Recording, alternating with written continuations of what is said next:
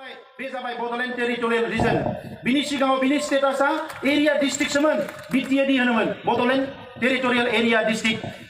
डिस्ट्रिक्टनि स्टेटासा दायो रिजनाव फैबाय नर्थ इस्ट रिजन होनना बुङा होमबा नर्थ इस्ट रिजन गासैबो नर्थ इस्टनि 7 रायजोखौ लानानै मोनसे रिजन होनो नाथाय जोंनिया हारसिङैनो मोनसे रिजन बड'लेण्ड टेरिटरियेल रिजन बियो बेसेबांबा गोजौ दिनै मुलुगनि गिदिर गिदिर स्कलारफोरा बुंदों नोंसोर बेसेबांबा गिदिर बुद्धिनि खामानि मावबाय आलादा रायजो होनना लिरा मालाय मा जानो नोंथांमोननि स्टेटासा आलादा रायजोनि खुनु गाहायाव गैला बियो बेसेबांबा गिदिर रिजन जाफैबाय दानिया आसामनि चिफ मिनिस्टार आसामनि मन्त्रि आसामनि बायदिसिना अफिसारफोर जोङो मुंखौ सोलायनो जों एसे जौगाहोनो जेला नारा नाथा नाजाबाय सागान होला होननानै खुद्रिबाय जोङो रागा जोंबाय बै समाव बिथांमोना मुं नागिरै ओरैबायदि मोनसे मुं होनो गोनां जाबाय जि मुङानिखि आसामखौबो बारनानै थांबाय रिजन जाहैबाय बियो एरियाया जोंहा गिदिर नङा जाबाबो स्टेटासा खिन्थु मोनसे रिजन जाबाय रायजोफोर दा बिखौ बै दाख्लै जोंहा एनडिबि एस ग्रुपनि फेरेंगा बिथांमोन सावरायग्रा बिथांमोनखौ बरायनो थांनानै हाग्रामा महिलारिया गावनो बुंदोंमोन बेथ' स्टेटआनो जाखाबाय एसेल'सै होननानै उनाव आरो बियो बुंलायबाय बेयाव जेबो गैया होननानै दा गावनो बिराद गोनो गोथो जादों मा बुंगोन मा बुङा गोनो गोथो जानांगौ जेबो गैया रायजोफोर बिएससि लानानै 1135 मानसि थैनानै बिएससि मोनदों ओरैनो मोनाखै बै बिएससिखौ लानानै बै समनि लिडारफ्रा रायलायदोंमोन न' बां सावजाबाय जिनाहारि जाबाय जेलाव थांनांबाय थाखा फैसा लुट जाबाय आइजोफोरनि सना बाना लुट जाबाय बेसेबांबा खस्थ' जाबाय जेरैखिजाया सागोन होननानै माबा मोनसे लानानै साननैसो जिरायनानै आरो लामा हान्थिलायगोन मा गोरोन्थि बिलाय लाबाय आरो हान्थिलायबाय आरो सोमावसारलायबाय फैयै बिटिसि सुक्ति जाबाय 6 सिडिउलनि बेवहायबो रायलायबाय बे जोबथा नङा आरोबाव बेखौ लानानै जोंनि गेजेराव एसे न' बांखौ फाहामनानै फरायसालिफ्राव एसे फरायसाफ्रा मोजाङै फरायफिननानै जोंनि गासैखौबो थिक थाक खालामनानै आरो लामा हान्थिलायगोन दानिया एबार लामा हान्थिनाय बिएससि सुक्तिया एबसुजों जादोंमोन बिपिएससिजों बिटिसि सुक्तिया बिएलटिजों जादोंमोन दानिया बै समाव एनडिबि गैयामोन दानि जयन्त बसुमतारी बुंनाया आरो एनडिबिया सिजफायार जाबाय जोंहा आरोबाव लामा हान्थिबावबाय लामा हान्थियै फैनानै दिनै बिटिआर जाबाय मानगोनां रायजोफोर हारसाफ्राबो 1985 मायथाइयाव आसाम सुक्ति खालामदों बै 1985 मायथाइयाव 35 बोसोर सिगाङाव जे आसाम सुक्ति जादों बे आसाम सुक्तिया दाबो गोबां दफाया मोगथाङाव महर मोनाखै नाथाय बे 35 बोसोराव बर'फ्रा खेबथाम सुक्ति खालामबाय खेबथाम गोरोबथा दा बेखौ नुनानै हारसाफोरनि गोरों लेखा गोरों मानसिफ्रा सोमोनांदों बे बर'फ्रा माबायदि जाथि बिथांमोना खेबसे सुक्ति खालामनानै बेखौनो हमथाबनानै थाबाय जोंनिया जाया नालाय बाद होबाय नङा होमबा जोंनि आखलानो बेबायदिखा जोंनि हारिनिया नों जाहोआबा आं जाया नामा नों जाहोआबा आंबो जागोन जोंखौ रावबो हमथानो हाया दिनै बिथांमोना जोंनो स्कुल होआ होनदों आन्दलन खालामदों आरो जाबावबाय कलेज होआ होनदों आन्दलन खालामदों आरो जाबावबाय फैयै दिनै नैबे बिटिआर गोरोबथायाव बर' फरायसालिनि जेसेबां जेंना दङ खेबसेयावनो सुस्रांनायनि बिथांमोना रादाय होनो गोनां जाबाय जोंनो गंसेबो भेन्सार स्कुल थानो मोनला बड'लेण्डनि सिङावल' नङा बड'लेण्डनि बाहेरावबो साननैसो उनाव पार्लियामेन्टआव जेला 125th एमेन्डमेन्ट जागोन 125 थि संबिजितनि सोलाय सोल' जागोन अब्लानो जोंनियाव डाइरेक्ट सिदा राङारि मददआ फैसिगोन सेन्ट्रेलनिफ्राय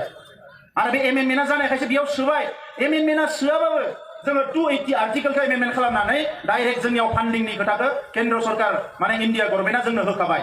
दा नंखायनो रांनि बेलायाव बिथांमोननि बायदि 500-600 कौटिनि थाखाय जोङो आसामनि खाथियाव थांबाय थानांगौ जानाय नंला जोङो सेन्ट्रेलनिफ्राय डाइरेक्ट रांखौ मोनसिगोन दा बियो मानो गोजौ जाया जानो दिनै डिसिएसपिनि खोथा बिथांमोना जे बबे मोजां बेखौ मख'नो नागिराखै माने मख'बा गावसोरानो लाजिनांगौ जेबो गैया जों लाजि फोनांनो नागिराखै जों नोंथांखौबो बिबार माला सोदों बर' रायजो राजाफ्रा आर'नाइ सोदों मोजां खामानि मावनायखौ बयबो बाख्नायो नाथाय 17 बोसोराव जे आइ आफा गोरिब गुन्द्रानि थाखाय जेबो मावाखिसै बेखौसो दुखु मोनदों नङा होमबा मावनाय मोनबा दिनैनो बरायगौमोन जोङो मानो बराया जानो गावनिनो बर' फिसा बर' जोहोलाव सोर बिमाया बर' बिमाया गावनि फिसाखौ बराया जानो सोर बर' बिमाया गावनि फिसाखौ बराया दिनै सोरबा सासेखौ आर'नाइ सोनायनि सोरहाबा दिनै रागा जोंदों मानो रागा जोंनांगौ नोंबोथ' सोजाखांबायना 17 बोसोर सिगाङाव बेफोरो थिग नङा रायजोफोर बेफोर थिग नङा बड'लेण्डआ जोंनि बिखा गेजेराव थायो बिथांमोननि बायदि राजखान्थि खालामनानै गेलेनायाव जोङो बड'लेण्डखौ बाहायनो हाया मानोना बड'लेण्ड सोदोबा बर' हारिनि जिउ रेखा होननानै बुंदों आङो बड'लेण्ड सोदोबा बे बड'लेण्ड सोदोबा जोंनि थाखाय बेसेबांबा गोथार ओंखायनो जों गाराखै Bodoland autonomous council Bodoland territorial council आरो दायो बड'लेण्ड टेरिटरियेल रिजन बड'लेण्डखौ कुनु दिन गारनो हाया बर'फ्रा बिमा बिफाखौ जों जेसेबां मोजां मोनो गावनि सेथियाव जोंनि आइ आरो आफा नाथाय नैथियाव बड'लेण्ड होननाय सोदोबा जोंनि असे गोरबोनि आरो बियो साफ्रोमबो बर' फिसानि गोरबोआव थानांगोन थैस' थांस' अरायबो होमबासो बर' हारिया थांना थागोन बेखौ मालाबाबो बावनो नाङा रायजोफोर दा बेनिखायनो दिनै बे गोरोबथानि गेजेरजों बाथौसालिनिफ्राय खेराइसालिसिम बे गोरोबथायाव दङ सिगांनि गोरोबथायाव बे गैयामोन दिनै खेराइया जाबाय बर' हारिनि हारिमुनि जागायजेननाय जों बयबो मिथिगौ बाथौआ जोंनि बयनिख्रुइ गुदि धोरोम बर'फ्रा दिनै ब्रह्म धोरोमखौबो जोङो सिबियो ख्रिस्टानावबो जोंहा माखासेया दङ गुबुन गुबुन धोरोमाव दङ नाथाय बर'फोरनि बयनिख्रुइ जोंनि गोजामसिन जोंनि धोरोमा जाबाय बाथौ धोरोम आरो बे बाथौ धोरोमखौ दिनै मुलुगनां थाखोआव लांनो थाखाय बिनि सायाव स्टाडि रिसार्च खालामनो थाखाय नैबे गोरोबथायाव जोङो दिनै मोनसे प्रजेक्ट सोनानै लाबोनो हादों कुमारिघाटायाव शंकरदेव कलाक्षेत्र नायनो थाङो गुवाहाटीयाव दिनै जोंनि खेराइसालिखौबो नायनो फैनांगोन खेराइया जोंनि बेसेबांबा मोनसे गोजाम हारिमु आरो बेजोंनो जोंनि गासैबो हारिमुवा जोनोम जानाय ओंखायनो जोङो भेरगावआव खेराइसालि बिनानै लाबोदों हारसाफ्रा गुवाहाटीयाव बेसेबां गिदिर खालामदों बिनिखाय डाबल ट्रिपल गिदिर खालामनांगोन जोङो जोंनि खेराइसालिखौ आरो मुलुगनि मानसिफ्रा फैना जाहाथे जोंनि खेराइखौ बेवहाय नायफैनो गोनां जायो हर सान अडिअ भिडिअ बेवहाय खेराइया दामनांगोन खाम सिफुं जथानि सोदोबा 24 घन्टा बेवहाय जानांगोन जोंनि खेराइखौ जाहाथे मुलुगनि मानसिफ्रा मिथिनो खाबु मोनो दा नंखायनो रायजोफोर बेजों लोगोसे दिनै बेवहाय साख्रि बाख्रिनि लामा दङ एनडिबिनि केडारफ्रा फार्स्ट प्रायोरिटि मोनगोन आर्मी पुलिस पेरामिलिटारि सिआरपिएफ जेरै बै बिटिसि सुक्तियाव दङमोन बेवहाय जोङो 10,000 जोंनि लाइमोनफोरखौ आर्मी पुलिस पेरामिलिटारियाव सोनांगौ होननानै बुंदों जोङो मोनसे रेजिमेन्ट बिदोंमोन नाथाय मुलुगनि कुनु हादोरावनो गोदान रेजिमेन्ट खुलिनो होला माने गोदानै गायसननो होला माने इउएनअआनो बन्द खालामदों दा बेनिखायनो इन्डियायावबो गोदान रेजिमेन्ट खुलिनो हाला आईआरबिएन बिदोंमोन जोङो इन्डियान रिजार्भ बेटेलियनाव जोंनि बर' बेटेलियन थानांगौ होननानै दा बेवहाय अफिसारफोरा बुंबाय बिनि माखासे बेथना सेलारिया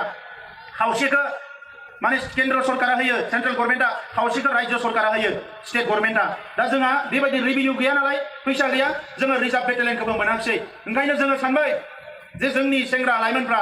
जायफोर हाई स्कुलाव फरायना गारबाय हायार सेकेन्डारि फरायनानै गारबाय ओरैनो थाबाय हौवासा जा हिन्जावसा जा डिफेन्स सार्भिसेसआव हाबनो थाखाय जोंनि ओनसोलफ्राव रिक्रुटमेन्ट रेलि जानांगोन बिनि थाखाय थाखा फैसा होनाङा रायजोफोर आं खोनादों गेजेर गेजेर सोरबा 500 थाखा खांदोंनो आरो बे दायखौनो मैया हाग्रामा महिलारिया जों एबसुखौसो बुंदों माने एबसुआ फैसा खांदों साख्रि होनो होननानै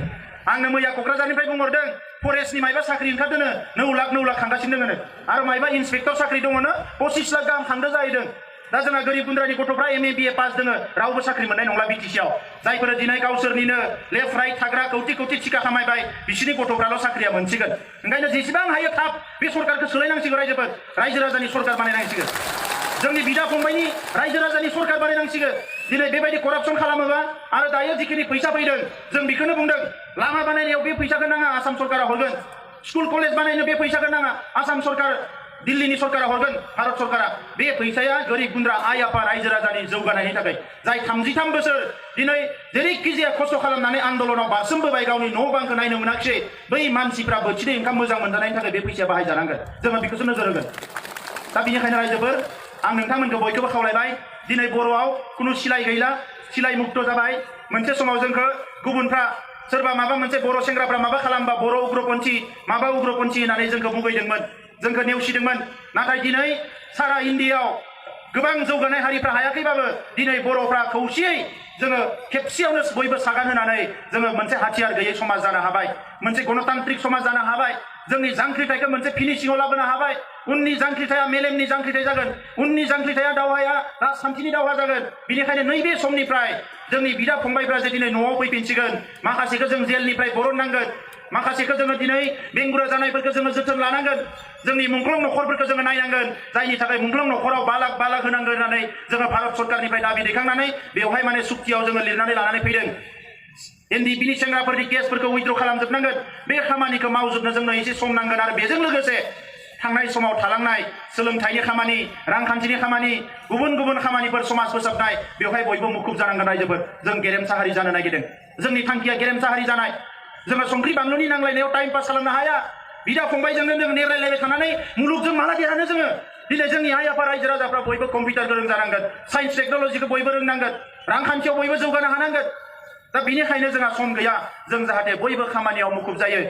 बर' गामिफोरखौ मोजां खालामनांगोन थानसालिफोरखौ फाहामनांगोन बेनिखायनो आंनिबो खामानिया एबसुनि आफादगिरिनिफ्राय ओंखारनायनि उनाव आंबो समखौ आद्रि खालामनो नागिराखै थाबैनो बर' गामियाव थांनानै आइ आफा रायजो राजाजों रायज्लायनानै गामिनि जेंनाया मा न'खरनि जेंनाया मा गासैखौबो बुजिजोबनानै जों खामानि मावनांगोन रांखान्थियाव जौगानायनि गोबां लामा दङ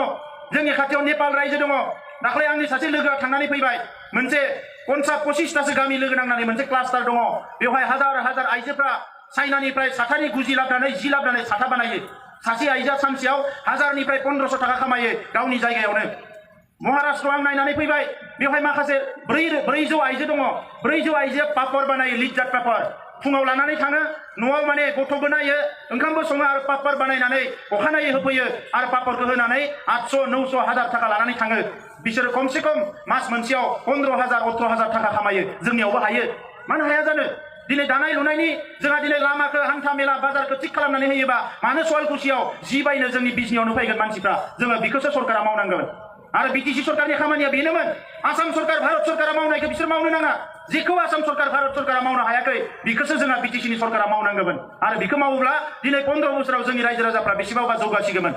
आरो बे खान्थिया सोलिनाय नङा। मोननायासो मोनबाय थागोन, मोनैया मोना, बे खान्थिया सोलिनाय नङा। दा नंखायनो सरकारखौ सोलायनो हायोबा मास मोनसेनि गेजेराव जोंनि जेसेबां 3000, 4000 गोदान गामि हाबबावगोन बे गासैखौबो कम्पिउटारजों लिंक आप खालामजोबनांगोन। बल्लामगुरिनिफ्राय डाइरेक्ट बिटिसि सरकारजों रायलायहरनाय, बैयाव थांना फाइल गिदिं गिदिं 500,000 थाखा दालालनो जाहोना फाइल गिदिंनायनि खुनु खोथा गैया। कमप्लिटलि जोङो बेखौ डिजिटाइज खालामनांगोन रायजोफोर। दिनै टेक्न'लजिनि जुग। जोंनि आइ आफा रायजो राजाखौ नायनानैसो राजखान्थि खालामनांगोन। राजखान्थिया गावनि थाखाय नङा, सोरनिबा